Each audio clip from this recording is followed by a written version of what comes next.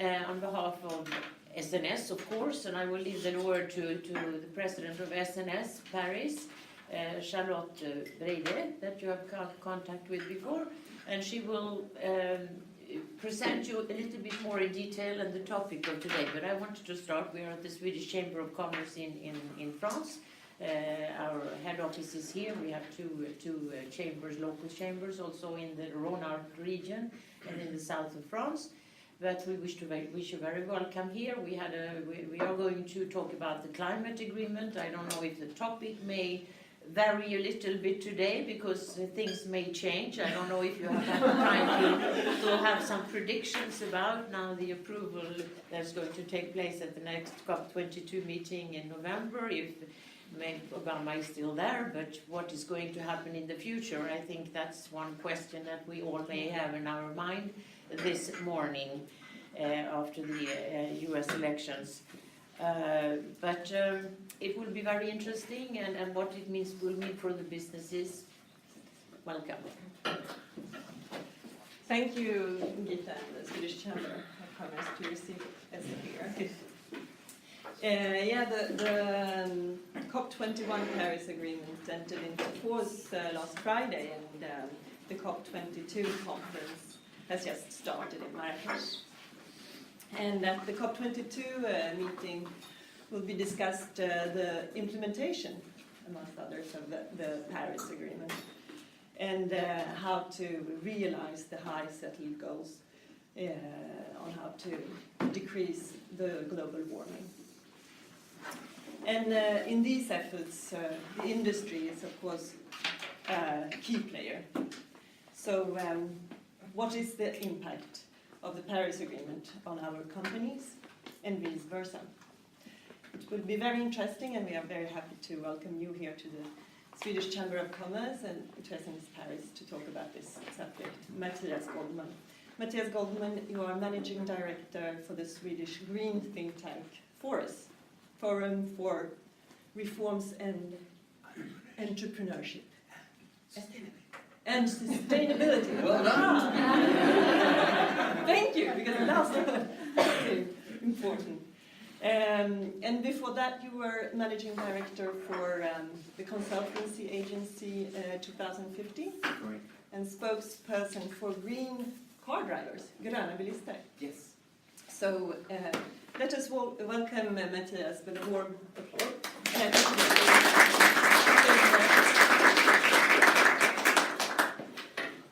Je vous remercie tous et toutes d'avoir trouvé le courage de vous lever ce matin. C'est pas facile. This is going to be a morning that we're all going to remember for what I think the wrong reasons. I think there's no doubt in my mind that it's better to speak about the things that are top of mind. So I'll start with a few minutes about Trump and my view on those implications. But before doing that, let me just say a very huge thank you for the organizers for helping to set out this event. It was developed quickly and as a last-minute thing when we realized that how about not taking the plane to Marrakesh as everybody else does, but actually taking the train with meetings along the way, which has so far been so interesting for me and for Forrest, because we started out obviously with a meeting at the head office in Stockholm. Then in Gothenburg, we had a meeting with, Gothenburg is an industrial city, so we had a meeting with industry leaders in Gothenburg about how to use the Paris Agreement to foster sustainable business.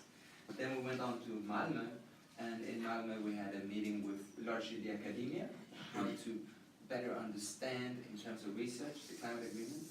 That was a frukostmöte. Then a few hours later we had a frukostmöte in Denmark, in Copenhagen, where we met with the companies that want to be the perceived leaders and real leaders in terms of combating climate change and how they can use the agreement. And yesterday we had a full day at the Parliament in Brussels, European Parliament, when we discussed energy security and the switch to renewable energy, because we realized that some of the parliamentarians at the European Parliament, they are fairly interested in climate change, but really only fairly. But when you say, how about energy security? That's the top of their agenda. We had Bulgarian representatives who are 90% dependent on energy from their big sun so much friend, Russia. So when they can reduce their dependency on fossil energy by having more renewable energy, that's something that really tops their agenda and gets them very active. Now we have this. Tomorrow there's a meeting in Barcelona focusing on sustainable tourism and the climate agreement. And then in Marrakesh I will immediately have a large conference with liberal parties from all over Europe who get together in Marrakesh and bring some of my conclusions from these visits and these discussions to them. So that's why I hope that we won't have you all listening to just me, but rather because that's why we have this sitting, rather have a discussion after a few initial remarks from my side. I'm going to talk about the climate negotiations in more general terms. I know that we have very different backgrounds here. Some of you might find that this is going to be too general and want to move straight to the specific, but I often find that if we move straight to the specific, it becomes more embarrassing to say, hey, I don't follow. That's more embarrassing than to say, this is too easy for me. So we start with the basics, but before that, I am a richer man as of half an hour ago, and we are a poor place as of half an hour ago. Because I believed that Trump would win, so I actually betted on it.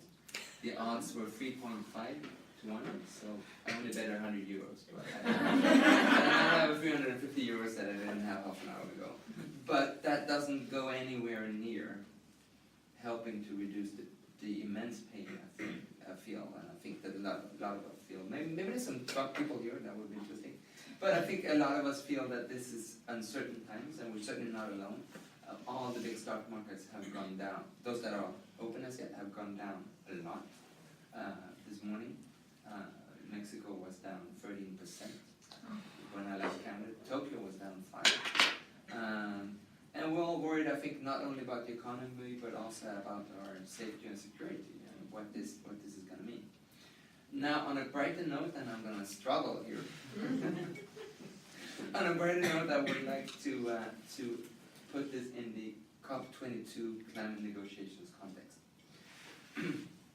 Now, we know that Trump is going to be the first, if not denier, then at least climate skeptic that's leading any country. We know that even North Korea is not led by a climate skeptic.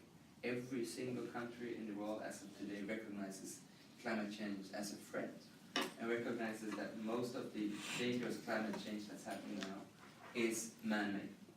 So Trump is going to be the first, and incidentally also the most powerful, not to recognize this. Among the many fascinating quotes you'll find, and you find them on our website, klimatförhandling.se/Trump. Only in Swedish, unfortunately, but some of the quotes anyway. But in klimatförhandling.se you will also find our guide to Marrakesh, and that's in both Swedish and English, so you can download the guide, whatever language preference is between those two languages. So one of the many famous quotes, or infamous quotes, was Trump saying that one of the dumbest statements I've ever heard in politics was Obama's statement that our number one problem is global warming. At other occasions, Mr. Trump has been saying that climate change was invented by the Chinese to foster Chinese investment and hinder American investment.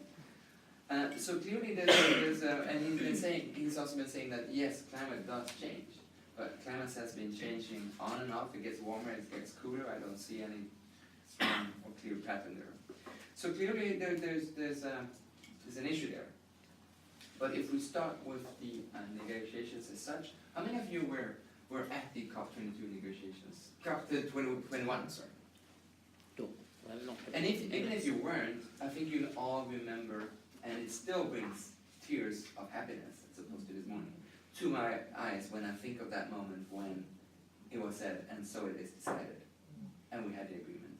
And maybe you remember I was sitting there, and when we were all convened, because we were going to get the final agreement, and everybody up there was lining up. Tubiana was there, Fabius was there, they were all there, and then everything was cancelled or postponed for more than an hour, and we were wondering what was happening. Was this agreement not going to be after all? Was something going to, at the very last minute, stop everything? And then the chairman came back and said there had been some minor editorial mistakes in the draft that needed to be corrected. Maybe you remember that. And he went through them very quickly. And one of the, I think there was 5 changes that we needed to do in the final draft draft and then in the decision. And one of them was on page 10, where it said shall, and that was replaced by should. And I know that some of us here are lawyers and understand the meaning of words. And of course, if it had been shall, that means that this is the UN telling every country what you have to do, and that means that in the case of the United States, it has to be approved by the Senate. And the Senate was at that time Republican. It's going to be even more Republican now. And when it's not shall, but should is still a fairly strong word, but only fairly strong. That meant that Obama could decide on it without going to the Senate. Such a big difference. And the whole, well, the COP21 chairman was saying this very rapidly, but there was a 1 second break when we all the negotiators, all the observers, all the think tanks realized, hell, this is not an editorial change. This is the whole agreement becoming acceptable to the United States without having to go to the Senate. And if somebody objects and says, this is not an editorial change, we have to discuss this. This is way more than what we can just fix from the Secretariat. That would have been the end of the agreement. But we all held our breath, crossed our fingers, and then decided so it's accepted. And so we have a should instead of a shall agreement, but we have an agreement. And if you look at it, it says that in order to ratify it, you needed the double 55. You needed 55 countries with at least 55% of emissions. We reached that several weeks ago. That's why it could enter into force last week. And we now, in fact, have more than 100 countries. We have around 100 countries. Many countries who were after the 55-55 chose to wait to Marrakesh to sign, because then they would have a nice thing to announce. But so it takes a 55-55 to ratify, but to de-ratify, even if we go below the 55-55, it's not de-ratified. It's still in force. And even if a country chooses to withdraw, it takes 4 years to withdraw. Now, incidentally, you know that an American term in office for president is 4 years, minus 1 day, because you start on a Monday and you end on a Friday. So even if Trump, as his first decision, were to say we're going to cancel the agreement, no. That's only if he gets re-elected that the UN can withdraw. And even if they do choose to withdraw, the Paris COP21 agreement still stands. So that's as far as my, yeah, that's like a, no, I'm sorry, that's as far as my positive message goes. Because I want to bring up 5 points with Trump and the climate. This is point number 1, and it's a thumbs up that we still have an agreement. And so the point number 1B is that Trump is only gonna, he's the president-elect, he's not the president. So his change of position is not in any way gonna change the position of the negotiators for the US in these negotiations. Very different from last year in Paris when Justin Trudeau was elected just before COP21. And since they don't have this long period between being elected and taking office, the Canadian negotiators, Canada was previously not a strong driver for climate negotiations. So the negotiations would, and I would watch over their shoulders where it said, Canada does not accept. And then we would see in red marking, Canada does accept. That's how quickly things change if you have a president who's incoming and new. But we don't have that. We have a president-elect who's only going to be there in several weeks. So it's the Obama administration that's at the negotiations. That's important also to remember and give us a little bit of hope here. Okay, so that's the positive 1 and the 1 bis. On the number 2, we know that the Paris Agreement doesn't cover everything.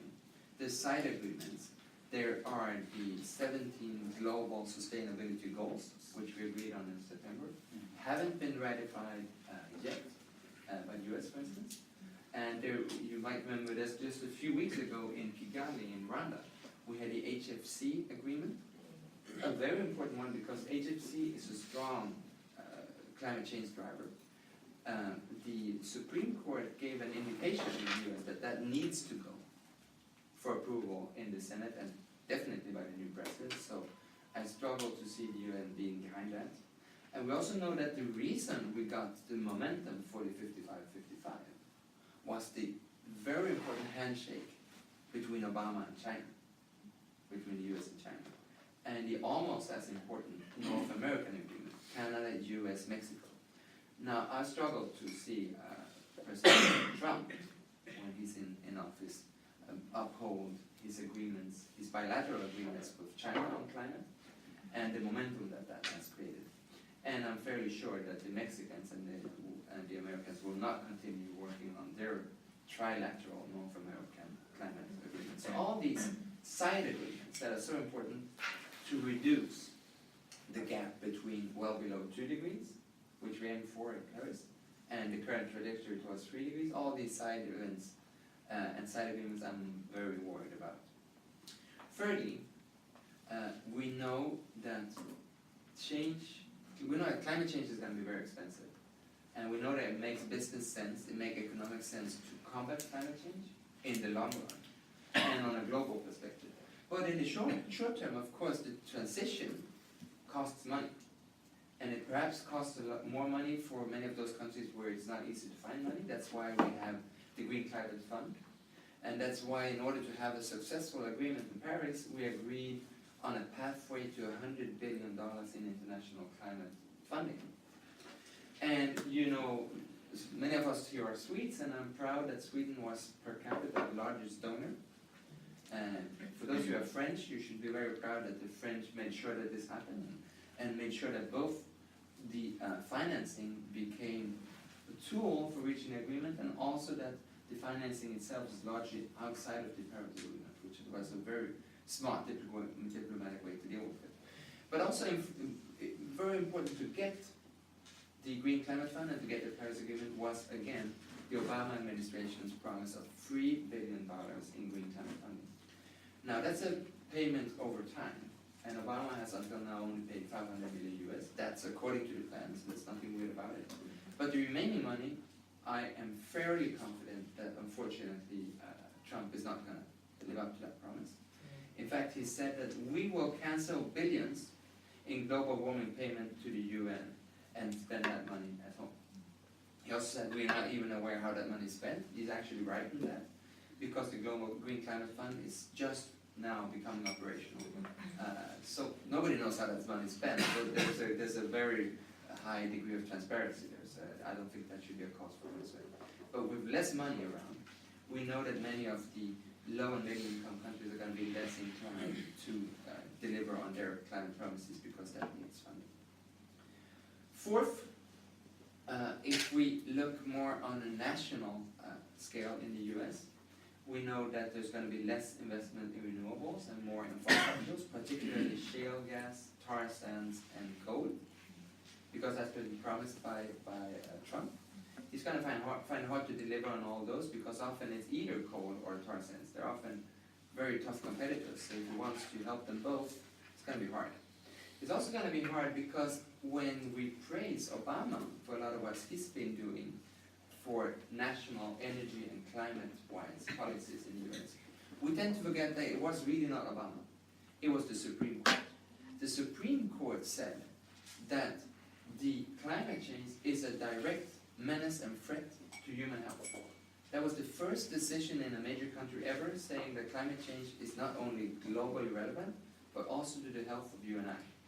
So when the Supreme Court said that, they also said that there's no way any president, as long as he's not a dictator, and I know that Trump might sometimes think he is, but he's not going to be a dictator. And there's no way to bankroll the Clean Air Act, which has been so important in terms of going from non-renewable to renewable in the power sector, in terms of going to much tougher legislation on the transport sector. I don't see how Trump, even if we were to want it, could do that. And the other thing that Trump, and that's my fifth point, can't change, is that largely, when you do new investments, renewable energy makes business sense. If you are to put up a new megawatt of electricity, in 70% of the world, based on population, it's cheaper to install wind or solar than to install coal. That includes most of the US, that includes all of Africa and South America, most of Asia. When I was in India last December, a billionaire who doesn't care about climate change, at the last minute canceled his plans for a big coal plant and said, I'm going to build a big solar plant instead. Not for climate, but because it makes business sense. So that's also where I find my hope, that every morning when we wake up, even this terrible morning, for me terrible morning, every morning when we wake up, solar power is cheaper than it was yesterday. Every morning when we wake up, renewable energy makes more business sense than it did yesterday. Solar power has been 20% cheaper every year for the last 2 decades. Every time capacity doubles, prices go down 20%. Wind roughly the same. And at the same time, we see that costs for non-renewable are going up because there's so many associated costs. If you go to China, you'll see that they're not interested anymore in cleaning the air in Beijing for 2 weeks to get the Olympics. They're interested in cleaning the air for good because otherwise their most relevant youth professionals are not going to stay. The professionals of China are leaving. So I think that leaves me on a slightly positive note anyway of the limits to what any, and we don't even have to think about Trump specifically, we can think about any president who would not be pro-climate. There's limits to how much damage they can do. I thought let's open it soon for discussion, but I want to give us the climate negotiation in 5 letters. So, and these are the letters of train, because I'm taking the train to the COP, which you can follow on coptrain.se. So the first one is T.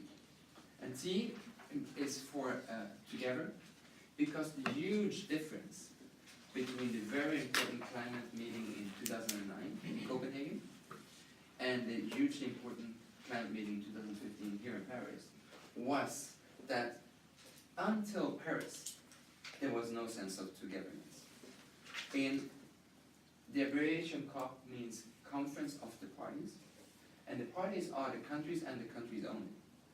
And in Copenhagen and all the other negotiations I've been to, that's been very clear. As observers, as think tanks, as municipalities, as business, we're not part of the COP. We are allowed to be at some of the meetings at the very back. Please don't raise your voice, please don't be part of this. We're not even mentioned in the climate agreement. And then for the first time at the COP in Paris, I am sure that everyone who was there, including think tanks like myself and municipalities or business, we all felt that the French had organized this conference just for us. That amazing feeling how it was really a togetherness. How the business felt that our concerns are being heard, how the business actually pushed the negotiators to deliver more, how the international agreement of the mayors around the world pushed the agenda further, and how indigenous people were for the first time mentioned in the preamble to the Paris Agreement.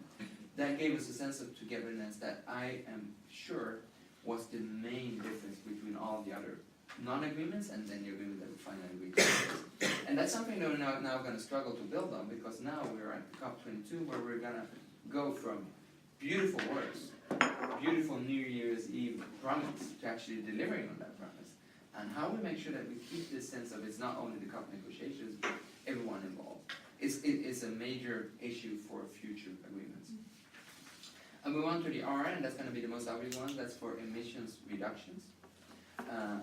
When I took the train to Paris for last year's negotiations, together with the Swedish then environmental minister, Åsa Olsson, we went there, and so many others went there, to defend the 2-degree target. As you may remember, it's been said that maximum 2 degrees Celsius of global warming on an average, compared to pre-industrial average, is what's permissible to avoid end on a slippery slope where it just goes downhill and there's no stopping.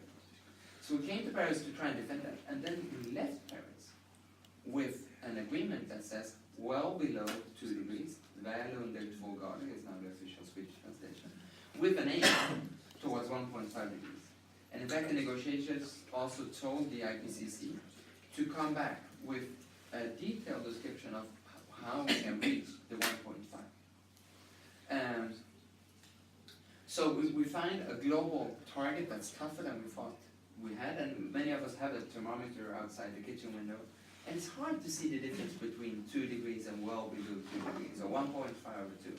So we might not think this is a big deal, but it is. We asked the IPCC what's the difference, and they said we need to reduce emissions much faster and much further than before because of that. And we noticed that this strengthening of the word has really taken root. You know, President Hollande, he's an old-fashioned So when immediately